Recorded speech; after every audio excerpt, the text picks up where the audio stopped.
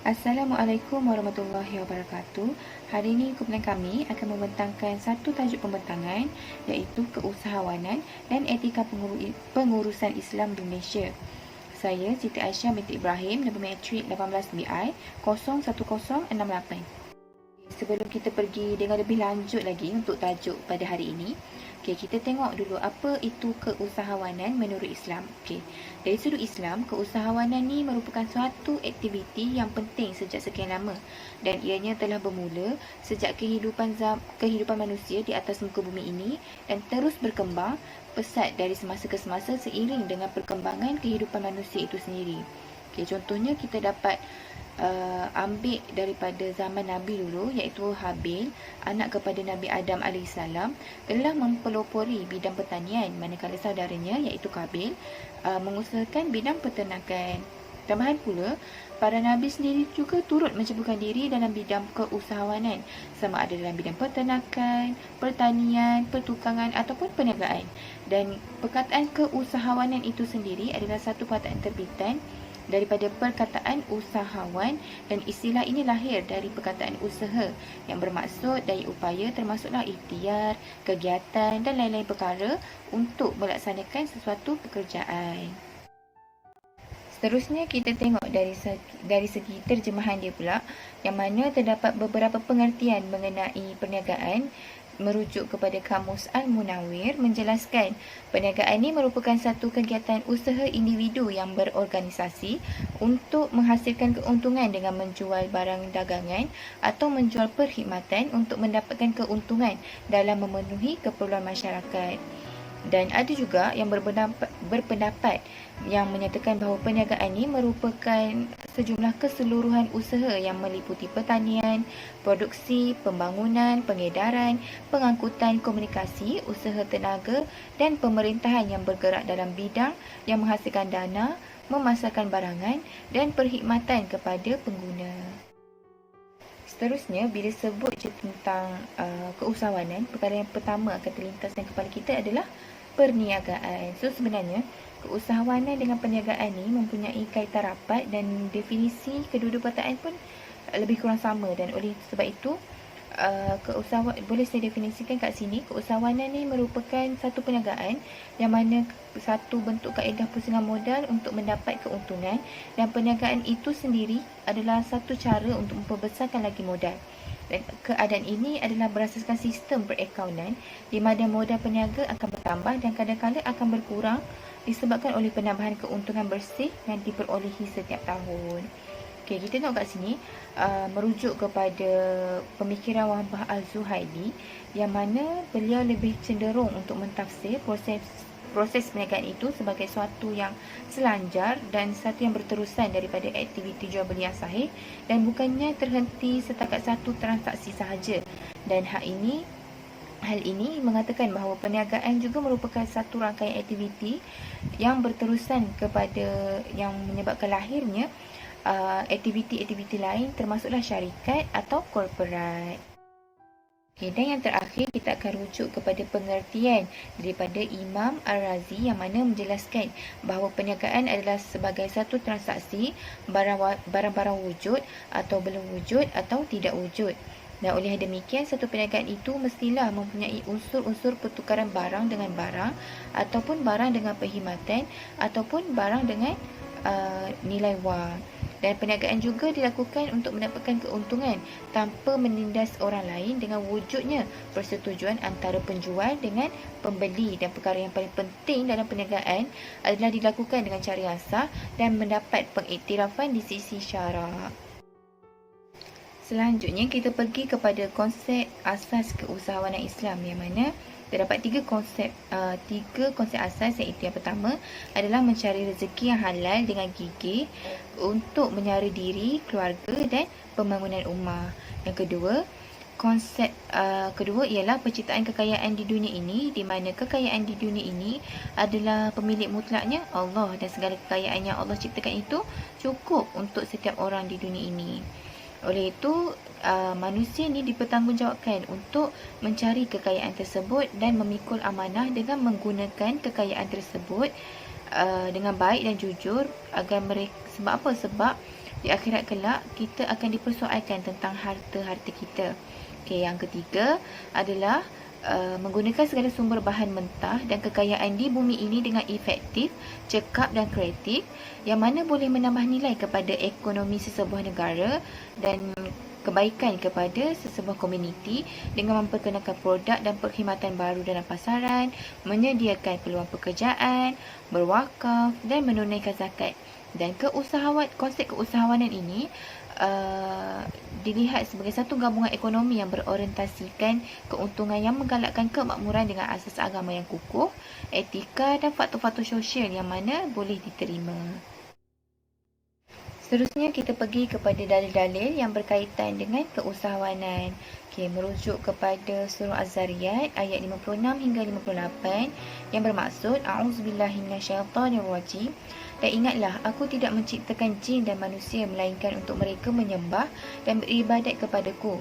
Dan aku tidak sekali-kali menghendaki sebarang rezeki pemberian dari mereka, dan aku tidak menghendaki supaya mereka memberi makan kepadaku. Sungguhnya, Allah dialah sahaja yang memberi rezeki kepada sekalian makhluknya dan dialah sahaja yang mempunyai kekuasaan yang tidak terhingga lagi yang maha kuat kukuh kekuasaannya. Merujuk daripada ayat yang saya nyatakan tadi, dapat saya simpulkan bahawa keusahawan itu dianggap sebagai satu ibadah dan jihad fisabilillah, di mana seorang usahawan Islam ni haruslah sedar bahawa mereka bukan sekadar mencari keuntungan peribadi tetapi juga memenuhi tuntutan fardu kifayah yang dipertanggungjawabkan kepada mereka.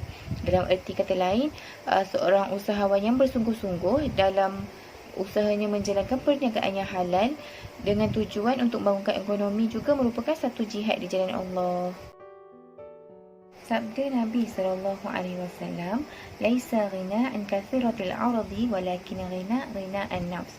Yang bermaksud, bukanlah kekayaan itu kerana banyaknya harta, akan tetapi kekayaan itu adalah kekayaan jiwa, yang mana hadis tersebut menggambarkan bahawa unsur material dan fizikal adalah penting dalam kehidupan manusia. Namun, kebaikan dan ketulusan jiwa adalah lebih utama. Dan menurut Al-Qardawi, jiwa yang baik dan tenang merujuk kepada unsur kerohanian dalam memberi kebahagiaan dalam kehidupan di dunia dan di akhirat, dan kebahagiaan yang melebihi kekayaan wang ringgit dan kemewahan itu adalah kemanisan iman dan amal soleh yang dilakukan semata-mata kerana Allah. Bismillahirrahmanirrahim. Assalamualaikum warahmatullahi wabarakatuh. Nama saya Hani Husna binti Muhammad Idrus, nombor matrik 18 BI01070. Baiklah, kita akan teruskan dengan subtopik yang ketiga, iaitu kita akan lihat perkembangan keusahawanan Islam. Okey, di sini kita akan lihat daripada dua aspek. Bermula dengan sejarah keusahawanan Islam, dan yang kedua kita akan lihat keusahawanan Islam pada zaman kini, pada zaman sekarang lah. Okey, kita tengok dulu yang pertama. Bidang perniagaan dan keusahawanan merupakan bidang pekerjaan yang terbaik dan sumber rezeki terbesar, sehingga 90% daripada sumber rezeki terdapat dalam bidang ini. Saya petik sebuah hadis daripada Rasulullah SAW. Ialah petikan hadis yang mana Nabi pernah bersabda, yang bermaksud daripada Aisyah. Katanya Rasulullah SAW telah bersabda, sesungguhnya tiadalah usaha seseorang itu yang lebih baik selain dari kerja tangannya sendiri. Riwayat Ibnu Majah. Okay, daripada hadis ni kita dapat lihat bahawa tak adalah usaha seseorang itu yang lebih baik daripada hasil kerja tangan sendiri. Apa yang diusahakan tu terutamanya bila mengikut apa yang ditetapkan dalam hukum syarak, memastikan urus niaga halal, itu semua akan menjadi lagilah terbaik hasil daripada kerja tangan sendiri. Kita sendiri dapat membayangkan perniagaan ni bukanlah satu perkara yang mudah. Jadi bila menjalankan satu perniagaan tu mestilah mematuhi apa yang ditetapkan dalam Islam untuk menjadikan satu perniagaan itu halal. Okay, seterusnya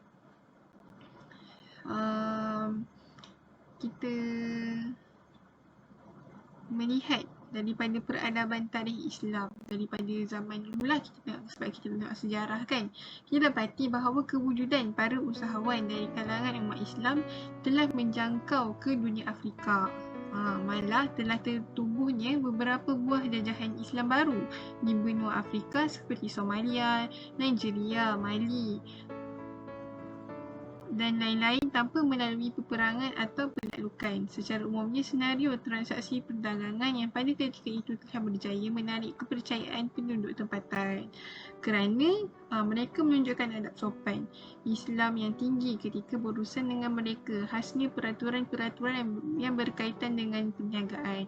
Kita flashback kisah sirah Nabi pada zaman Nabi dulu. Nabi pun sendiri menjalankan perniagaan dan orang-orang masyarakat Arab pada ketika itu berminat, suka nak berurusan, bertransaksi dengan Nabi sebabkan Nabi ni dikenali sebagai Al-Amin, iaitu seorang yang jujur, boleh diharap dan dipercayai. Jadi kita mengambil daripada sirah Nabi, daripada akhlak Nabi tu kita jadikan, selain kita jadikan panduan dalam kehidupan biasa, kita kena juga ambil perniagaan cara Nabi ni dalam kehidupan kita. Kalau kita nak mulakan perniagaan, contohnya nak mulakan perniagaan kecil-kecilan, jadi kena ambil contoh daripada kisah Nabi ini.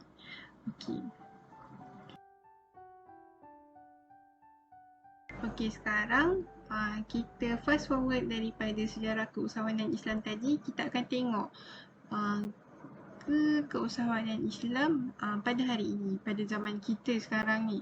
Okey, perniagaan orang Islam pada masa sekarang masih ramai. Setuju atau tidak? Masih setuju sebab bila kita tengok, bila kita pergi keluar, kita pergi kedai, kita tengok tepi jalan ataupun kita tengok pada premis perniagaan, di mana kita dapat lihat ramai daripada orang Islam itu berniaga. Lagi-lagi tambahan dengan zaman COVID ni, orang jadi susah, jadi orang mula menjadikan perniagaan sebagai mata pencarian. Okey, mungkin kita dapat lihat daripada dulu sampai sekarang ada je perniagaan. Bezanya mungkin lebih ramai dan lebih banyak jenis produk yang dijual. Namun perbezaan yang paling ketara kita lihat zaman sekarang berniaga itu adalah melalui teknologi. Yang pertama sekali mungkin kita dapat lihat daripada cara pemasaran, di mana sekarang kita dah tak asing lagi dengan laman sosial. Orang berniaga secara atas talian, pelbagai produk lah, produk makanan pula ada pelbagai jenis, makanan Melayu, makanan Jepun contohnya, Korea dan sebagainya. Dan ada produk kesihatan, kecantikan dan sebagainya lah. Okey.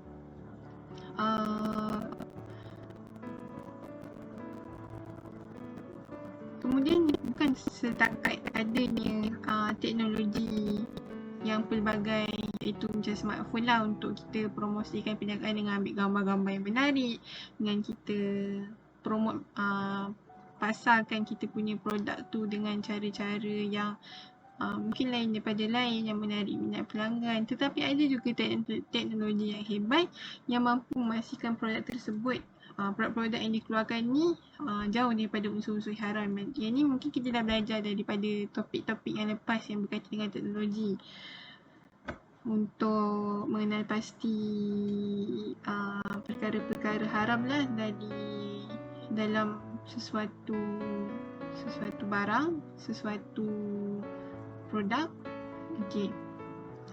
Apa yang saya nak kongsi hari ni, masa dalam pencarian saya berkaitan dengan topik ni, saya ada jumpa satu laman sesawang, iaitu satu platform dalam laman sesawang, iaitu kedaimuslim.my, di mana pada laman web tersebut dia ada menyenaraikan kedai-kedai yang diusahakan oleh orang Islam. Saya tak pasti semua orang dah tahu atau tak, mungkin semua orang dah tahu, saya seorang je ke baru tahu. Tapi saya nak kongsi kedaimuslim.my ni menarik je, sebabnya dia ada menyenaraikan pelbagai kedai-kedai. Ada kedai optometri, hardware, batu-bata pun ada, kedai batu-bata, farmasi dan sebagainya lah. Kat situ disenaraikan kedai-kedai yang dimiliki oleh orang Islam. Dan kat situ kita boleh filter kat mana tempat kita sekarang. Contoh saya dekat Seremban, saya filter kedai-kedai tu, nanti dia akan keluar lah kedai-kedai mana yang terdekat yang ada. Contoh saya nak cari farmasi, so saya cari farmasi dekat Seremban dan dia akan keluar farmasi yang terdapat di Seremban. Jadi teknologi semua sangat-sangat hebat lah dan menunjukkan yang orang Islam tak terkebelakang lah dalam perniagaan, bukan setakat berniaga tu secara offline sahaja. Sekarang kita dah ada platform nak tengok untuk pasarkan perniagaan tu dengan lebih baik.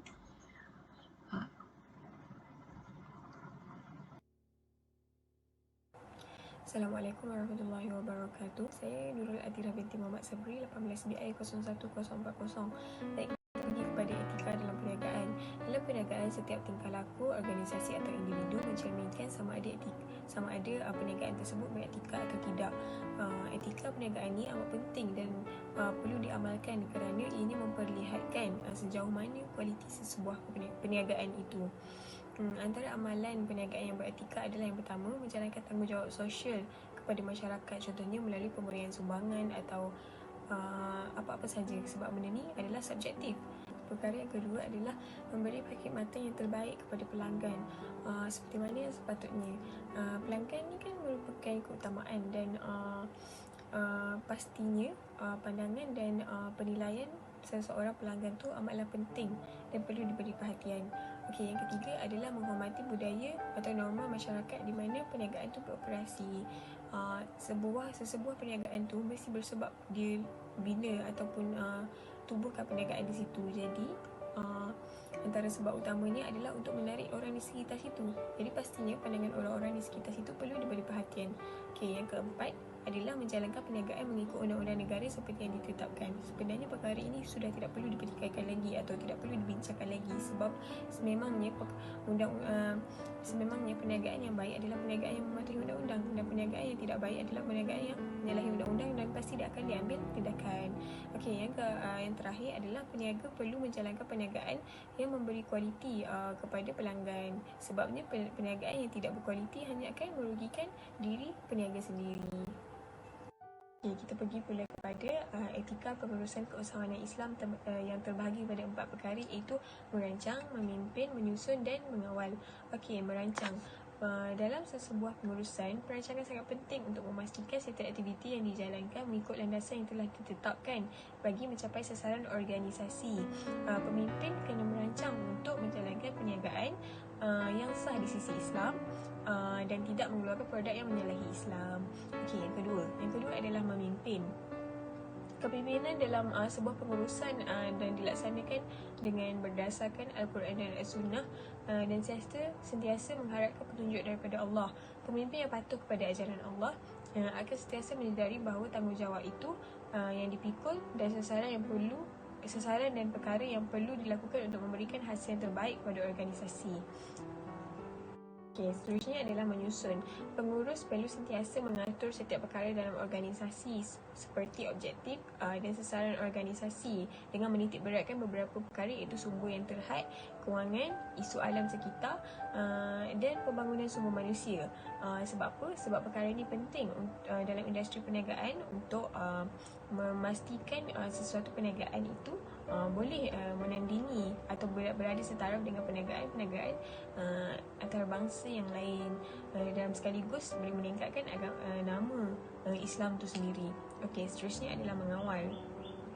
Mengawal meliputi beberapa perkara, contohnya sikap pekerja, kawal aktiviti syarikat dan apa-apa saja yang bawa kepada prestasi organisasi. Kawalan juga boleh mengawal prestasi kerja dan apabila pekerja itu dikawal, terutamanya seorang pekerja Islam, maksudnya dikawal dengan cara yang baik. Dikawal maksudnya dari segi etika mereka. Jadi pekerja tersebut akan meletakkan keimanan kepada Allah sebagai tujuan hidup dan akan berpegang kepada dosa dan pahala. Dan sebagai seorang pekerja yang berpegang kepada dosa dan pahala dan berpegang kepada keimanan kepada Allah, insya-Allah segala kerja akan menjadi lebih baik daripada pekerja-pekerja yang melakukan kerja-kerja secara suka hati atau tidak ada berisik dalam hidupnya. Bismillahirrahmanirrahim. Nama saya Nur Fatinah Jahar binti Jahari, nombor metrik 18PI01056. Kita pergi kepada cabaran dalam keusahawanan Islam. Seperti mana yang kita tahu, keusahawanan Islam ni merujuk kepada aktiviti yang dilakukan oleh usahawan sama ada menerusi pelibatan individu ataupun kumpulan dalam memenuhi keperluan ekonomi ke tahap yang lebih baik. Jadi pastinya ada cabaran-cabaran dalam industri keusahawanan. Jadi kita tengok kepada cabaran yang pertama, tak lain tak bukan, iaitu dari sudut keuangan. Nak tak nak dalam situasi pandemik sekarang ni, kebanyakan usahawan memang sangat terjejas lah, terutamanya dari aspek keuangan. Apabila terjadinya krisis macam ni, kelangsungan hidup perniagaan tertentu ibarat ditelan mati emak di luah mati bapa, yang maksud tiada ketentuan dan memerlukan bantuan untuk membeli peralatan yang kosnya agak tinggi lah. Jadi kita dah tahu sememangnya kebanyakan usahawan memang mempunyai masalah keuangan lah. Jadi kita nak tengok dari sudut cabaran dari sudut pensijilan untuk mendapatkan pensijilan halal. Dalam kos pengubahsuaian kilang yang tinggi bagi memenuhi keperluan JAKIM. Bila mana kurangnya terdapatnya masalah keuangan, ada usahawan yang perlu menjalani pengubahsuaian berikutan spesifik kilang yang sedia ada, tidak menepati kehendak JAKIM. Jadi perkara itu menyebabkan penggunaan kos yang agak tinggi kerana bahan-bahan dan peralatan yang digunakan untuk pengubahsuaian kilang agak mahal, serta proses tersebut memakan masa dan tenaga kerja yang ramai. Sebagai contoh, kesalahan dari sudut kebersihan ataupun amalan penghilangan yang sangat serius, macam takungan air ataupun penyediaan sesuatu produk tu dekat dengan longkang atau sebagainya lah, macam tu kan. Perkara ini dapat menjadi suatu beban lah kepada para usahawan, serta akan menyebabkan mereka kurang berminat untuk memohon sijil halal yang dikeluarkan oleh JAKIM. Cabaran yang seterusnya iaitu dari aspek pemasaran, di mana kurangnya ilmu pemasaran dalam bidang perniagaan. Yang pertama, kebanyakan para usahawan ni mereka bukanlah datang daripada latar belakang bidang perniagaan. Antara isu yang timbul, mereka tak tahu untuk melakukan promosi dan mengiklankan produk. Mereka melihat kewujudan persejilan halal pada masa akan datang tak akan bagi impak yang merangsangkan dalam membantu memasarkan produk mereka. Sedangkan jelaslah bertentangan dengan fungsi dan peranan logo halal sebagai elemen penting dalam perkembangan perniagaan. Oleh itu, sangat penting untuk kita mengetahui konsep dan kepentingan hal ehwal halal. Yang kedua iaitu mereka tidak mengambil kisah tentang kepentingan logo halal, di mana ada pihak yang beranggapan mereka tak perlu pun mengambil sijil halal untuk melangsungkan perniagaan mereka kerana prestasi syarikat yang merangsangkan. Ini kerana mereka beranggapan mereka sudah mempunyai pelanggan yang tetap, iaitu pengguna telah menaruh harapan dan percaya kepada syarikat yang diasaskan oleh usahawan Muslim. Jadi pernah terjadi perkara ini sangat merisaukan kerana pernah terjadi dekat Malaysia, iaitu ada satu syarikat telah memasukkan nama syarikat mereka kepada nama Islamik, dan juga mereka telah mencuri maklumat dari data Bumi Putera khususnya Melayu untuk didaftarkan sebagai pemilik syarikat. Jadi kat sini bila mana mereka telah memasukkan segala dokumen, segala berkaitan mengenai syarikat tersebut, jadi dapatlah meraih keyakinan pemborong untuk mendapatkan bekalan mereka.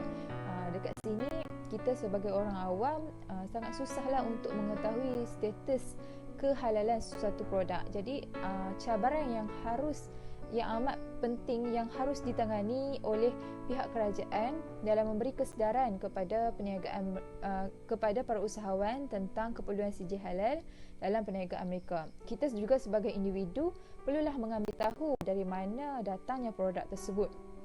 Ada juga pihak yang petikai, para usahawan petikai tentang keperluan sesetengah bahan mentah yang diproses individu ataupun persendirian. Kebanyakan mereka daripada pembekal merasakan setengah bahan mentah seperti ikan kering, ikan bilis, dan tak perlu pun sijil buat CJ halal ni kan, untuk sebab mereka merasakan prosesnya amat ringkas. Tapi sepatutnya kita perlulah memohon CJ halal tersebut, kerana kadang-kadang kita sebenarnya kita dah rasa kita dah cukup bersih lah dalam sesuatu pengeluaran produk. Tapi bila mana kalau kita memohon CJ halal, ada juga benda-benda yang kita tak perasan perkara itu tidak mematuhi konsep konsep kebersihan dalam Islam. Perkara yang seterusnya itu cabaran dalam mementeras isu rasuah. Cabaran ini sangat berat di mana kerana kita seringkali mendengar di mana-mana sahaja mengenai rasuah, kerana ada setengah pihak mereka merasakan rasuah ni merupakan satu kemestian dalam perniagaan, kerana mereka beranggap bahawa rasuah boleh membantu mereka meluaskan lagi perniagaan dan memudahkan perjalanan projek mereka. Sebenarnya ramai yang mengambil jalan mudah untuk mendapatkan keuntungan. Sangat susahlah untuk kita membanteras isu tersebut kerana ada juga kaki tangan yang tak bertanggungjawab. Sebagai contoh, isu kartel ini adalah isu yang merupakan isu penyeludupan daging import yang diragui status halal dan kualitinya. Kita dah tahu bahawa isu kartel ini adalah daging haram yang dimasukkan ke dalam Malaysia. Perkara ini boleh terjadi di mana terdapatnya sogokan yang diuruskan oleh orang perantaraan yang sudah mahir dengan birokrasi pintu masuk negara dan mereka mengenali orang dalam yang bertugas bagi meluluskan pergerakan keluar daging tersebut. Dipercayai adalah kaki tangan yang terbabit dengan rasuah tersebut. Dan sangat mengejutkan, isu kartel ini telah lama bertapak, iaitu lebih kurang 40 tahun di Malaysia, kerana terdapatnya isu rasuah mengenai penyelewengan terhadap status halal. Jadi sangatlah memain peranan penting kepada pihak JAKIM ataupun SPRM dalam menghindari kegiatan rasuah. Oleh itu, gejala rasuah dalam semua situasi dalam menjalankan perniagaan adalah dilarang sama sekali dalam Islam dan merupakan perbuatan haram lagi tercela sebagai kita orang umat Islam. Dan sebagai orang umat Islam, perlulah hindari agar keberkatan dapat dikecapi. Baik, seterusnya setelah kita mengetahui maksud-maksud dari dalil apa semua tu mengenai keusahawanan Islam, jadi kita nak tahu juga apakah kepentingan keusahawanan Islam dalam industri halal. Okey, kepentingan yang pertama dapat meningkatkan pendapatan negara. Okey, seperti mana kita tahu, negara kita ni berkembang maju dalam industri halal. Industri halal dekat Malaysia ni telah mengeluarkan pelbagai produk halal lah, seperti makanan, barangan kesihatan, kosmetik dan lain-lain untuk dieksport ke luar negara. Okey, jumlah eksport makanan halal dekat Malaysia ni adalah sebanyak 8.2 bilion. Jadi banyaklah kan. Keadaan ini telah meningkatkan kadar pertukaran mata wang asing yang amat menguntungkan negara kita. Industri halal ni dapat kita lihat iaitu adalah salah satu daripada industri lain yang bagi sumbangan kepada pendapatan Malaysia. Sebagai contoh, produk keluaran daripada Malaysia iaitu biskut mancis yang kita selalu makan tu kan. Biskut mancis tu merupakan keluaran daripada Malaysia. Jadi Malaysia telah mengeksport produk mancis ke seluruh negara. Jadi boleh dapati produk itu dekat negara Hong Kong, Iraq, Singapura, macam tu. Sebenarnya banyak lagi produk-produk daripada keluaran Malaysia yang menguntungkan Malaysia secara tidak langsung. Dengan produk-produk yang dikeluarkan dari Malaysia dapatlah menambah baik pendapatan negara. Oleh itu, sangatlah penting untuk kita mengamalkan konsep halal bagi menambah pendapatan negara Malaysia. Okay, seterusnya kita pergi kepada kepentingan yang kedua, iaitu meningkatkan pendapatan rakyat tempatan. Pendapatan rakyat tempatan juga akan meningkat ekoran perkembangan industri halal di negara kita. Contohnya, peniaga makanan minuman halal, penjual barangan kosmetik dan sebagainya. Keadaan ini membolehkanlah rakyat tempatan mempunyai sumber pendapatan untuk menyara kos hidup mereka. Seterusnya, banyaklah peluang pekerjaan yang pelbagai dapat mengurangkan kadar pengangguran. Dengan mengamalkan konsep halal yang banyak, dapat mempengaruhi keyakinan individu untuk membeli. Bila mana ramai orang beli, dapatlah meningkatkan pendapatan peniaga. Dengan adanya keuangan yang stabil pula, mereka akan membeli barang yang berkualiti tinggi, sihat untuk memenuhi keperluan dan kehendak. Keadaan ini, industri halal perlulah mengeluarkan banyak lagi produk halal, bersih, berkualiti tinggi.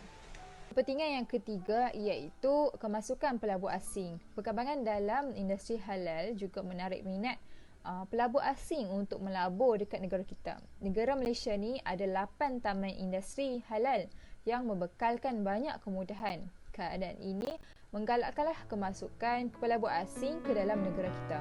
Industri halal banyak menawarkan kelebihan dan perniagaan khususnya dari aspek sistem penyampaian serta infrastruktur yang disediakan untuk industri tersebut di negara kita ni, dan banyaklah dapat menarik minat banyak pelabur asing termasuk Jepun, Pakistan dan Australia. Oleh itu keadaan ini dapat menggalakkanlah kemasukan pelabur asing bila mana kita telah meletakkan konsep halal itu terlebih utama. Jadi kita dah telusuri dalil-dalil, sejarah, keusahawanan dan yang paling penting etika-etika dalam perniagaan Islam ini untuk kita jadikan sebagai panduan ataupun satu ilmu jika kita nak jalankan satu perniagaan satu hari nanti, ataupun kepada peniaga-peniaga di luar sewajarnya lah mematuhi, menuruti etika-etika ini, terutama bagi peniaga-peniaga Islam lah, untuk menjadikan perniagaan mereka perniagaan yang baik menurut Islam, perniagaan yang halal. Tambahan pula, perniagaan sekarang dah menjadi tumpuan kepada mungkin nak kata majoriti macam ramai sangat, tapi ramai orang dah berminat untuk berniaga, sebab dari situ macam nampak senang untuk dapatkan kewangan, senang untuk dapat duit. Okay. Saya teringat dalam salah satu prinsip yang ditekankan dalam Islam sangat-sangat menuntut, sangat-sangat menggalakkan umat Islam untuk berniaga. Tetapi selain berniaga ni untuk membantu kita dapatkan duit, kita kena ingat perniagaan ni untuk menjadikan dia satu perniagaan yang terbaik menurut Islam adalah di mana perniagaan tersebut mematuhi etika-etika yang telah ditetapkan dan perniagaan itu bermanfaat kepada orang lain. Itu sahaja, sekian daripada kami. Assalamualaikum.